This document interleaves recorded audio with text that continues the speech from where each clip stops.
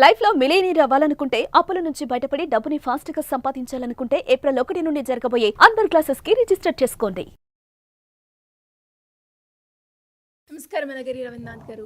నమస్తే అండి శ్రీ గారు. పాస్టర్ ప్రవీణ్ మృతిపై అనేక రకాల ట్విస్టులు అయితే మనం చూస్తున్నాం ఈ ఇన్సిడెంట్ కి సంబంధించి. అండ్ అందులో భాగంగానే గత 2 రోజులుగా పాస్టర్ ప్రవీణ్ మద్యం కొనుగోలు చేస్తూ కనిపించిన వీడియో ఏదైతే ఉందో అది ఇప్పుడు సోషల్ మీడియా ప్లాట్ఫామ్ లో వైరల్ గా మారింది అని చెప్పొచ్చు. అండ్ ఆ వీడియో చూసిన వాళ్ళందరూ కూడా లిక్కర్ తాగి డ్రైవ్ చేయడం వల్లనే అతనికి ఇన్సిడెంట్ జరిగింది అని కొందరు అంటూ ఉంటే, లేదు ఇది మర్డర్ అని ఇంకొందరు అంటున్నారు. అండ్ దీనికి సంబంధించిన లేటెస్ట్ అప్డేట్స్ ఏంటి సార్? శ్రీ గారు, ముందుగా ఈ పాస్టర్ ప్రవీణ్ యొక్క సంఘటన అనుమానాస్పద మృతిగా ఏదైతే బిఎన్ఎస్ సెక్షన్ 194 క్రిత రాజనగరం పోలీస్ స్టేషన్లో నమోదైనటువంటి ఈ కేసుకు సంబంధించిన వివరాల్లోకి వెళ్ళగలిగితే రోజుకొక రకమైన ట్విస్ట్, గంటకొక ట్విస్ట్ రావడం జరుగుతుంది.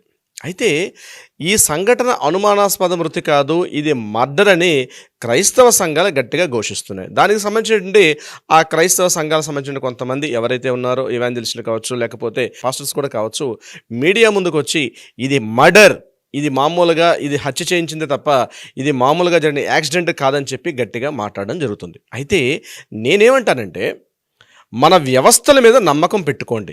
మీరు ఏ మత సిద్ధాంతం వారైనా సరే, క్రైస్తవుల ఇతరత్ర ఎవరైనా సరే, ముందుగా మన ప్రజాస్వామ్యం మీద, మన దర్యాప్తు సంస్థల మీద, మన వ్యవస్థల మీద నమ్మకం పెట్టుకోండి.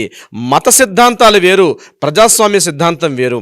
మీ మత సిద్ధాంతాన్ని మీరు ఆచరించుకోవడం వల్ల ఎటువంటి తప్పు లేదు. ఎవరు దాన్ని కూడా అంటే ఎవరు కూడా రాంగ్ అని చెప్పరు. అది మీ యొక్క విశ్వాసం, మీ యొక్క మార్గం, మీ యొక్క మత సిద్ధాంతం. నాట్ ఓన్లీ క్రిస్టియన్స్ ఒకటే నేను కాదు, ఎవరినైనా ప్రతి ఒక్కరికి నేను సంబంధించి చెప్పేది ఒకటే. కానీ ప్రజాస్వామ్య దేశంలో ప్రతి పౌరుడికి కూడా కొన్ని హక్కులు ఉంటాయి. ప్రజాస్వామ్యబద్ధంగా ఇటువంటి జరిగేటప్పుడు మన దర్యాప్తు సంస్థలు, మన ప్రభుత్వాలు, దీనికి సంబంధించిన లా అండ్ ఆర్డర్ డిపార్ట్మెంట్స్ అన్నీ కూడా న్యాయ వ్యవస్థలు సహా కలిపి ప్రతి ఒక్కటి ఉంటుంది. ఇక్కడ ప్రతి సంఘటనకు సంబంధించి దీన్ని మతాన్ని ఆపాదించుకోవడం అనేది ఎంత తొందరగా మానుకుంటే అంత మంచిది. నేను నిన్న మధ్యాహ్నం నుంచి కొన్ని వీడియోస్ నేను చూశాను. వాళ్ళు స్థాయి మరిచి ప్రజాస్వామ్యాన్ని కూడా వాళ్ళు క్వశ్చన్ చేసే స్థాయికి పెరగడం జరిగింది. మనం భారతీయ పౌరులను మర్చిపోతున్నారు. మీ మత సిద్ధాంతాలు మీరు పాటించుకోవడం వల్ల ఎటువంటి తప్పు లేదు. మిమ్మల్ని ఎవరు రాంగ్ అనరే, కాదనరే, ఎస్ అని నో అని ఎవరు చెప్పరు. అది మీ యొక్క సిద్ధాంతం. అది హిందూ మతమైనా, ముస్లిం మతమైనా, ఇతరత్ర ఎవరి మతమైనా జరిగిన సంఘటనని ఎలా జరిగిందని చెప్పడానికి దీనికోసం మన దర్యాప్తు సంస్థలు పనిచేస్తున్నాయి. వచ్చినటువంటి విషయాల్ని ఇది కాకపోతే ఇలా కాదు అని చెప్పి క్లియర్గా కూడా మన ఎస్పీ గారు కావచ్చు, లేకపోతే ఐజీ గారు కూడా నిన్న మీడియా సమావేశాలు చెప్పారు. మీ దగ్గర ఏమైనా ఆధారాలు ఉంటే మా ముందు ప్రవేశపెట్టండి, మాకు లిఖితపూర్వకంగా ఇవ్వండి, రిటర్న్ డాక్యుమెంట్లో మాకు ఇవ్వండి, మేము పరిశీలిస్తామని చెప్పారు. ముఖ్యమంత్రిగా ఉన్న చంద్రబాబు నాయుడు గారు కూడా దాన్ని ట్రాన్స్పరెంట్గా ఉండడం కోసం చెప్పి జరిగిన ప్రతి అప్డేట్ను కూడా ఎప్పటికప్పుడు మీడియా ముందు పెట్టమని చెప్పి 40 నిమిషాల పాటు ఆయనతో మాట్లాడి, ఎస్పీ గారితో మాట్లాడి కూడా చెప్పడం జరిగింది. ఎస్పీ గారు, అదేవిధంగా ఐజీ గారు, ఏలూరు రేంజ్ అయినటువంటి ఐజీ గారు అశోక్ కుమార్ గారు, ఎస్పీ గారు అయినటువంటి అంటే ఈస్ట్ గోదావరి ఎస్పీ గారు అంటే మన నరసింహకిషోర్ గారు కూడా ప్రతి మినిట్ ఏం జరిగిందనే విషయాన్ని కూడా చెప్పే ప్రయత్నం చేస్తున్నారు. అయితే అనుకోకుండా నిన్న వీడియోలో చూడండి ఒక ఫుటేజ్ మనం చూసాం. ఆ ఫుటేజ్ ప్రకారం ఏంటంటే, ఎవరైతే మనం చనిపోయిన వ్యక్తి ప్రవీణ్ పగడాల గారు అనుకుంటున్నామో అతను ఒక హైవేలో ఒక చోట ఆగి తన బైక్ అక్కడ పెట్టి తన కూర్చున్నటువంటి ఒక వీడియో ఫుటేజ్ రావడం జరిగింది. ఒకటి వీడియోలో ఉన్నటువంటి ఆ హెడ్లైట్ డ్యామేజ్ అయ్యి, ఆ డ్యామేజ్ ఆ ముందు ఉన్నటువంటి ఏదైతే ఆ హెడ్లైట్ కప్ ఉంటుందో అది కింద హ్యాంగ్ అవుతూ ఉంది. అది నెంబర్ ప్లేట్ మీద హ్యాంగ్ అవుతుంటుంది ఒక ఫుటేజ్ కనిపించింది. మరొకటి ఆ ఫుట్పాత్ పైన కూర్చొని కాస్త డల్గా కూర్చుంటే ఒక ఫోటో కనిపించింది. ఇది కాకుండా మరి కాస్త ఇప్పుడు మనం మాట్లాడుకున్నట్టుగా ఆయన ఒక లిక్కర్ షాపులో లిక్కర్ని పర్చేజ్ చేస్తూ, ఒక లిక్కర్ బాటిల్ని పర్చేజ్ చేస్తూ క్లియర్గా ఉన్నటువంటి, అంటే షాపులో ఉన్నటువంటి సీసీ కెమెరా నుంచి ఆయన పర్చేజ్ చేస్తున్నటువంటి వీడియో ఒకటి కనిపించడం కూడా జరిగింది. అందులో ఆయన మాస్క్ పెట్టుకొని, అంటే ఏదైతే మనం చనిపోయినప్పుడు ఏదైతే టీషర్ట్ ఉందో అదే టీషర్ట్తో ఆయన అక్కడ ఆ హెల్మెట్తో కలిసి ఒక లిక్కర్ షాపులో లిక్కర్ బాటిల్ని పర్చేజ్ చేస్తూ ఉన్నటువంటి వీడియో ఫుటేజ్ కనిపించింది. ఒక మీడియాలో నిన్న రిలీజ్ అయింది. అది వచ్చినప్పటి నుంచి దాన్ని యాక్సెప్టెన్స్ చేసే పరిస్థితి లేదు. అవునా కాదని చెప్పడానికి డెఫినెట్గా దర్యాప్తు సంస్థలు దాని మీద ఖచ్చితంగా ప్రశ్నిస్తాయి. కానీ మేము దీన్ని మర్డర్ అని చెప్పాం కాబట్టి ఇది మర్డర్ అనే దర్యాప్తు సంస్థలు కూడా ప్రూవ్ చేయాలి, లేకపోతే మేము ఒప్పుకోం, మేము మా విచారణ సాగిస్తాం. ఈ పదం తప్పు. ఈ పదం చాలా తప్పు. మీరు భారతదేశంలో ఉండేటప్పుడు, ఒక ఇండియన్ సిటిజన్ అయ్యేటప్పుడు భారతదేశం నుండి రాజ్యాంగ వ్యవస్థలకి వ్యతిరేకంగా మాట్లాడేది లేదు. రాజ్యాంగాన్ని గౌరవించాలి.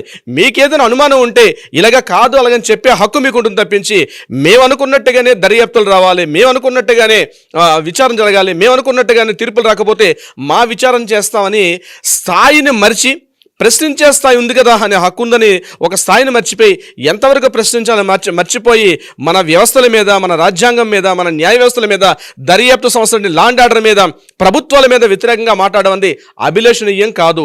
ఇది కరెక్ట్ సిద్ధాంతం ఎట్టి పరిస్థితుల్లో కాదు. శ్రీ గారు, నిన్న మధ్యాహ్నం నుంచి ఇదే జరుగుతుంది. అది ఎస్ఆర్నో ఉంది, ఒక వీడియో ఫుటేజ్ రిలీజ్ చేశారు. మీ దగ్గర కూడా ఏమైనా సాక్ష్యాలు ఉంటాయి, ఇది కాదు ఇలా జరిగిందని మీ దగ్గర ఏమైనా ఆధారాలు ఉంటే ఆధారాలు బయట పెట్టండి. అంతేగాని మార్ఫింగ్ చేసి, నేను కొన్ని వీడియో ఫుటేజ్ చేశాను, ఎక్కడో మహారాష్ట్రలో జరిగినటువంటి ఒక సంఘటన, ఆ బ్రిడ్జి మీద రియాక్షన్ చేస్తే దాన్ని ఈ యొక్క ఇన్సిడెంట్ కి లింక్ అప్ చేస్తూ కొన్ని మార్ఫింగ్ చేసిన సోషల్ మీడియాలో కొన్ని ఫుటేజ్ కనిపిస్తున్నాయి. ఇగో ఇదే ప్రవీణ్ పగడలా గారిని మర్డర్ చేసిన విషయం అని చెప్తూ కూడా వాళ్ళు రిలీజ్ చేశారు. నేనేమంటానంటే ఇట్లాంటిది కాదు, మీ దగ్గర నిన్న మీడియా వాళ్ళు చేశారు, ఎగ్జాక్ట్లీ మీ దగ్గర కూడా ఉంటా, కౌంటర్ పాయింట్ పెట్టండి, కౌంటర్ వీడియో పెట్టండి మీ దగ్గర కూడా. అంతేగాని మీరు క్వశ్చన్ చేసి ప్రజాస్వామ్యానికి వ్యతిరేకంగా, రాజ్యాంగానికి వ్యతిరేకంగా, న్యాయ వ్యవస్థలకు వ్యతిరేకంగా, విచారణ సంఘాలకు, విచారణ సంస్థలకు వ్యతిరేకంగా మాట్లాడే హక్కు మీకు లేదు. గుర్తు పెట్టుకోండి.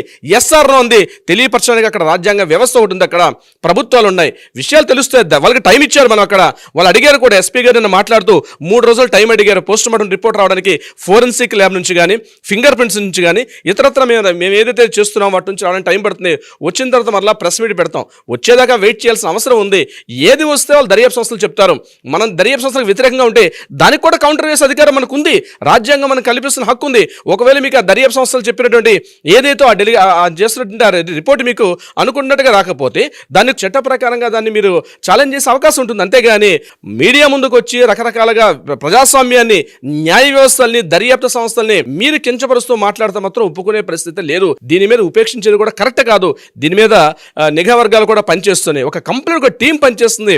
ఆయన హైదరాబాద్లో ప్రయాణం స్టార్ట్ అయినప్పటి నుంచి ఎండింగ్ ప్లేస్ జరిగిన ఏదైతే సంఘటనా స్థలంలో సీన్ ఆఫ్ ఎవిడెన్స్ మనకి ఎక్కడ జరిగిందో అక్కడ వరకు ఉన్నటువంటి ప్రతి పించ్ టు పించ్, ప్రతి పాయింట్ కూడా పూర్తిగా దర్యాప్తు సంస్థలు దీని మీద పరిశోధన చేస్తున్నాయి. తొందరలోనే రిపోర్ట్ వచ్చే అవకాశం కూడా ఉంటుంది. కానీ స్థాయిని మరిచి హద్దులు దాటి మీడియా ముందుకు వచ్చి మాట్లాడడం కరెక్ట్ కాదు. అది అవునా కాదా అంది ఇప్పుడు నేను చెప్తున్నట్టుగా మీ దగ్గర వేరే ఆధారం ఉంటే మీడియా ముందు ప్రవేశపెట్టండి, మాట్లాడండి. అంతే తప్పించి వ్యతిరేకంగా మాట్లాడు. ఇది మర్డర్ అని మీరు 10 మంది ఒకేసారి గొంతెత్తి ఇది మర్డర్ అని చెప్తే కాదు. దానికి సంబంధించిన ఆధారం కావాలి, సాక్ష్యాలు కావాలి. దానికి కమిటీలు ఏవైతే ఉన్నాయో వాటి ముందు మీరు వెళ్ళి మీ దగ్గర ప్రవేశం ఉంటే ప్రవేశపెట్టి మాట్లాడాల్సిన అవసరం ఉంటుంది తప్పించి ఇట్లా వన్ సైడ్గా మాట్లాడడం తప్పు. ఇది ఇలా మాట్లాడే పద్ధతి కూడా కాదు. యాజ్ బీయింగ్ అన్ అడ్వకేట్గా నేను చెప్తాను, మీ దగ్గర ఉంటే ఒకవేళ దర్యాప్తు సంస్థలు మీరు చేసినట్టు రిపోర్ట్ మీరు అనుకున్న మీ దగ్గర ఆధారాలతోటి మళ్ళీ ఛాలెంజ్ చేయండి. అంతే తప్పించి ఇట్లా మీడియా ముందుకు వచ్చి మత సిద్ధాంతాలు వేరు, ప్రజాస్వామ్య సిద్ధాంతాలు వేరు. మీ మతాన్ని మీరు ఇంట్లో మీ 4 గోడల మధ్య మీరు ఏం చేసుకున్నా దాన్ని ఎవరు ప్రశ్నించరు. కానీ ప్రజాస్వామ్యాన్ని ప్రశ్నించే స్థాయికి వచ్చినప్పుడు మాత్రం ఎవరు కూడా హర్షించరు. సిరిగారు, thank you sir. Thank you so much. Thank you so much అండి. సుమన్ టీవీలో మీ పర్సనల్ అండ్ బిజినెస్ ప్రమోషన్స్ కోసం కింది నెంబర్కి కాంటాక్ట్ చేయండి.